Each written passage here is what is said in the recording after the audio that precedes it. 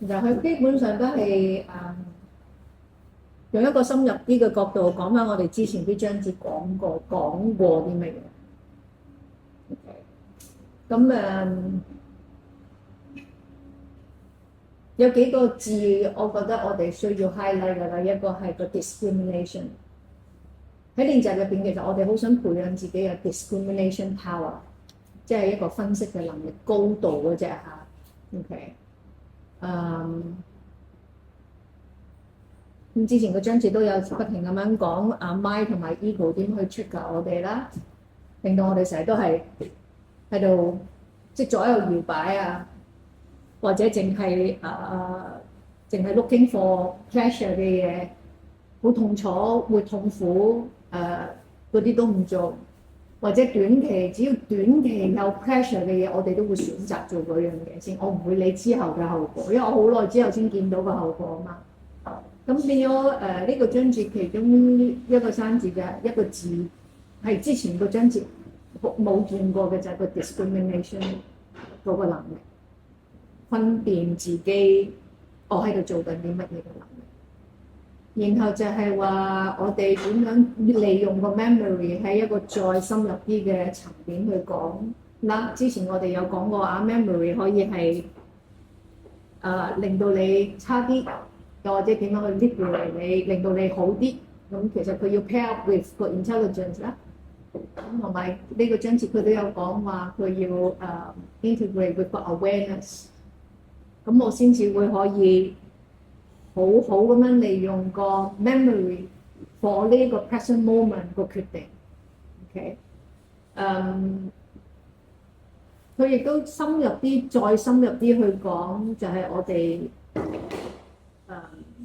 佢其中一個 example 去講話，好30-40年前啦，個 belief 就係話，女人嘅能力係差啲嘅，咁如果我見工嘅時候咧，就算我請你，我都會俾少啲人工你。但係呢一刻就唔 apply 喺我哋呢個年代。咁佢話一個諗法係會隨住時間去慢慢改變，即係嗰一刻。全部人都以為係咁嘅時候，去到呢一刻係唔一樣。佢俾呢個 example 講緊就係話，佢再 further 個 example 就係，如果你係一個老細，然後有兩個人棟喺你前邊，你會係點樣去決定？如果你係一個有練習瑜伽嘅人，你好明白我 present moment 俾到我乜嘢嘅資訊，我用一個好客觀嘅心態去分析。我就唔會話，因為以前啲人，即係你唔會有以前覺得女仔應該俾少啲人工，或者我未必會請你嘅一個心態。但你同時間亦都唔會話，因為呢個年代咧女權至上，所以我就淨係請女仔㗎啦。咁無論你係邊一個，你都唔係一個活在當下嘅決定。你應該去睇細心分析呢兩個人邊一個係適合你多啲，邊個會幫到你多啲，然後最終去決定當下我應該選擇啲乜嘢，而唔係話曾經發生啲乜嘢要 color 我呢一刻，影響我呢一刻嘅決定。咁就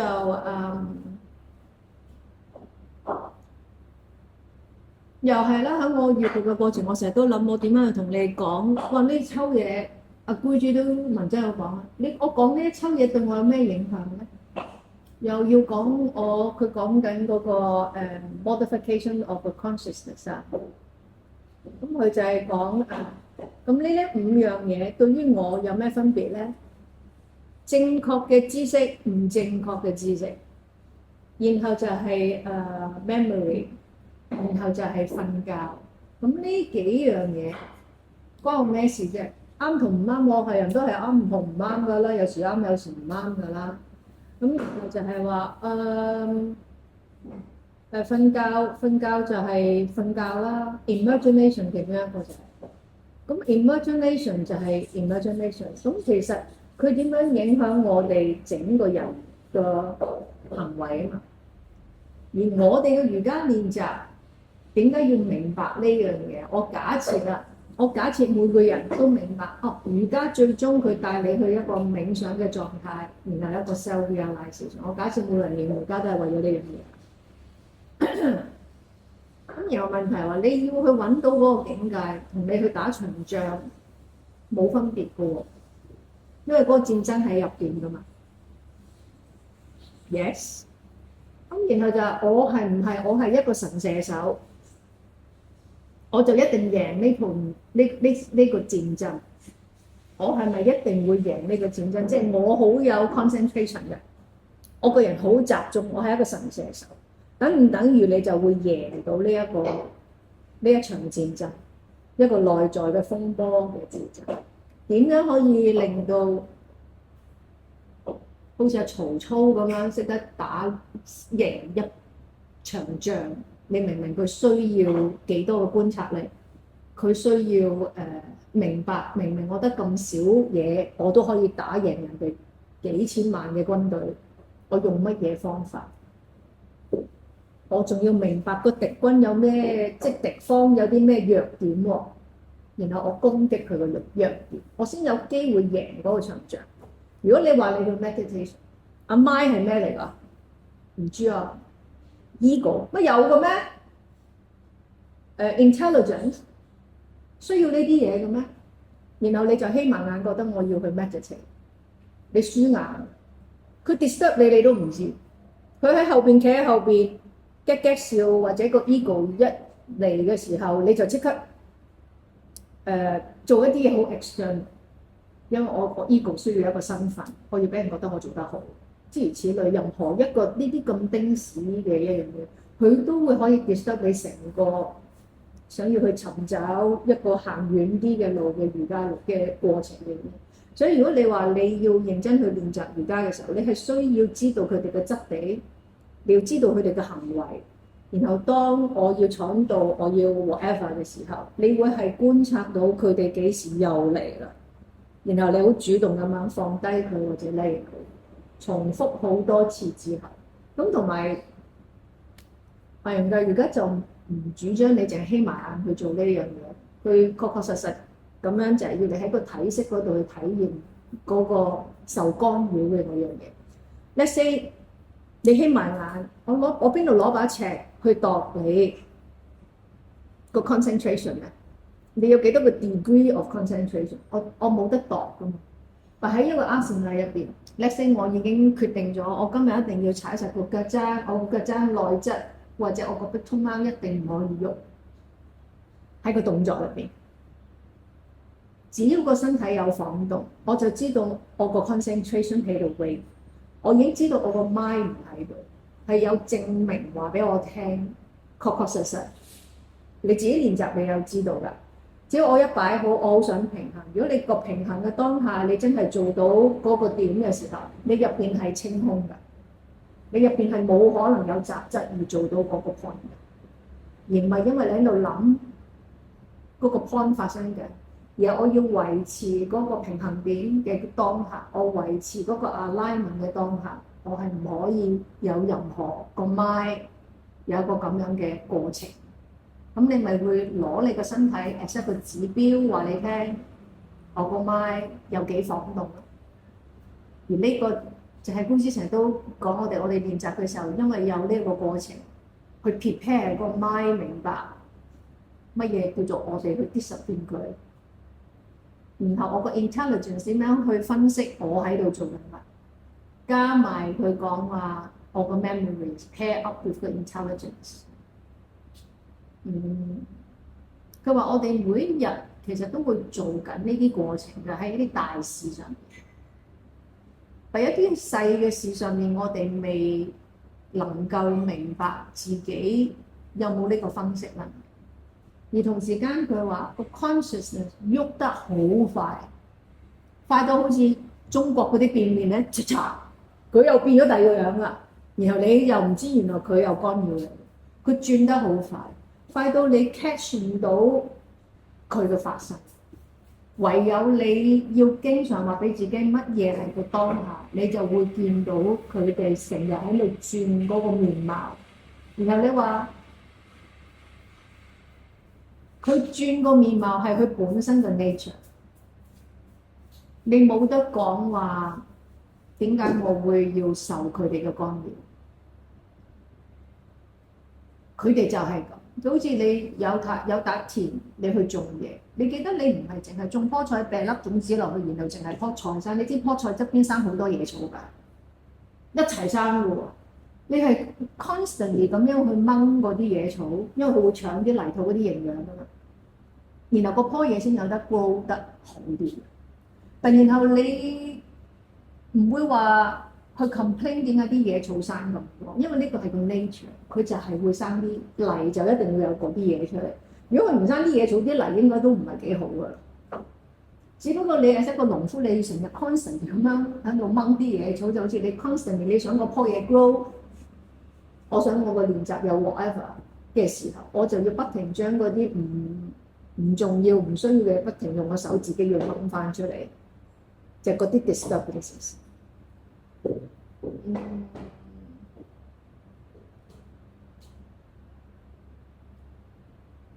佢仲有俾咗啲乜嘢sample我哋啊？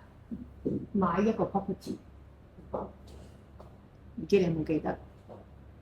即係如果我要去買一個 apartment 又好，買間屋又好啦，佢解釋緊話，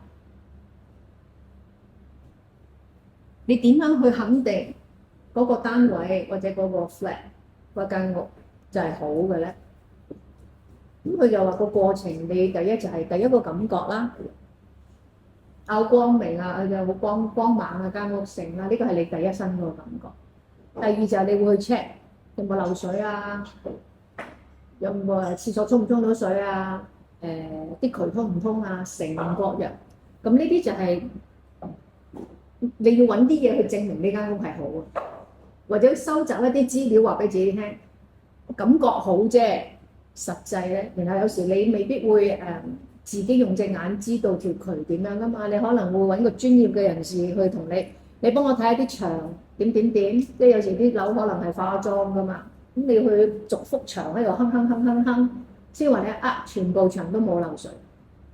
咁呢個就係話我哋需要一個 intelligence 去話俾我哋聽，好，我第一個感覺覺得好，然後再揾一個有專業知識嘅人，即係你嘅 intelligence 話你聽，係咪真係好啊？然後就係佢冇漏水咯喎，佢沖到廁所嘅喎，然後就表面呢啲嘢都 OK 咯喎，然後你再要去做咩？你會查咯，有冇試過 at 個人啊？即係或者 so far 呢個成個大廈有冇一啲 history 係會潛在將會要啲業主掟好大嚿錢落去維修㗎？咁呢啲就係你要去再用書籍一啲 document 去 support 各方面呢樣嘢係咪真係好？如果我哋有晒咁多個步驟都係嘅話，咁我哋嘅生命應該大部分時間都冇乜大問題。咁喺我哋練習一樣啦，我假設用個 dog pose 舉例。初學，而家我哋做下犬式嘅時候 Adho Mukha Svanasana， 大部分同學仔都會覺得我腳踭一定要踩地下㗎，即係佢唔知點解覺得個腳踭一定要踩到地下。咁練咗一段長時間之後，你就會覺得唔係喎，個動作老師成日都叫我要拎起啲嘢嘅喎。如果我要拎起啲嘢，定係要踩腳踭？咁我就要去做個分析。我第一個感覺，我覺得個腳踭要落地，同埋 dog pose 就挫咁樣一個咁樣嘅東西啦。然後你開始就係成日都叫個先生要我拎起啲嘢，拎起咗我個腳踭就踩唔到嘅咯。咁然後你就要去揾呢個 intelligence 去分析啦，拎起定踩咧，踩定拎起咧，諸如此類啦。咁然後你再去either 你去睇書啊，睇下 Guruji 啲相啊，去證明自己我個腳踭應該踩定唔踩。做晒咁多方面嘅分析，然後你再去練習嘅時候，你做個練習，你唔係淨係為咗感覺良好咁樣去做個動作。你好知道原來今日我身體呢個 situation， 我應該咁樣去做個下犬式，而唔係話我次次動作都要側個腳踭落第一門，同埋側個頭落地下，就淨係做咗個動作出嚟。即係我相信你哋喺度上堂，你都試過啦。下半式原來有好多唔同嘅 approach 去入去嘅動作 ，depend on 嗰一堂個 focus。而呢個都係其中一個藝人嘅而家教學嘅精髓嚟。唔同嘅情況底下，我哋決定個動作用唔同個方法去做，唔係次次個動作都係用同一個方法去入嘅。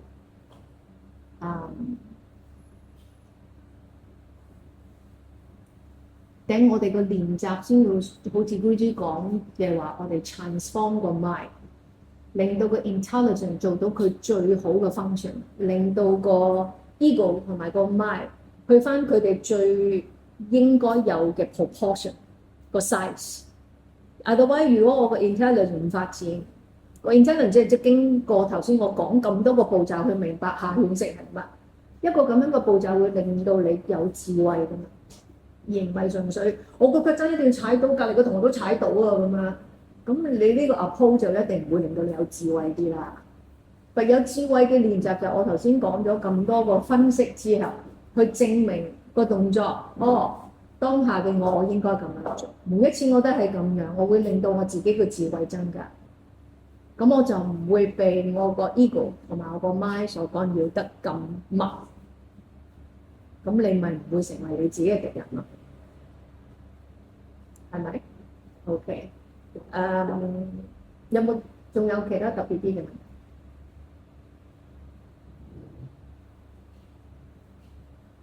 你哋總之就係話，如果假設你嘅練習，你好想認識你自己嘅時候，你要明白你自己入邊係有咁多個 faculty 先。係，如果你唔 aware 嘅話，佢會 dominate 你個 life， 直到永遠，直到你end of the life。我身邊都有見到好多冇 awareness 咁樣，然後係自己綁住自己嘅一啲好多咁樣嘅 situation， 自己綁住自己，然後自己企喺原地，然後去 complain 呢個世界。but 我哋其實仲係好 potential 嘅入邊。即係咩？佢學到老做到老，即係你無論咩年紀，你都仲係有好多嘢可以迸發出嚟嘅。只要你唔好成為你自己嘅絆腳石。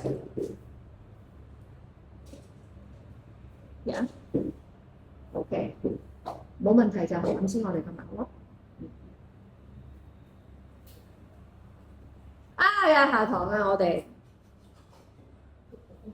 下堂我哋睇到邊度？Carol 快啲啦！睇幾多個 chapter？你3個，因為之後會全。係咪有連貫性㗎？嗰3個3個 chapter，整書都負責。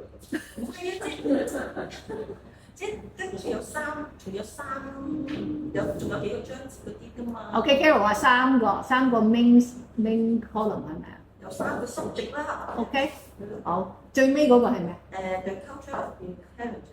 The culture of the intelligence。OK。因為我覺得幾長。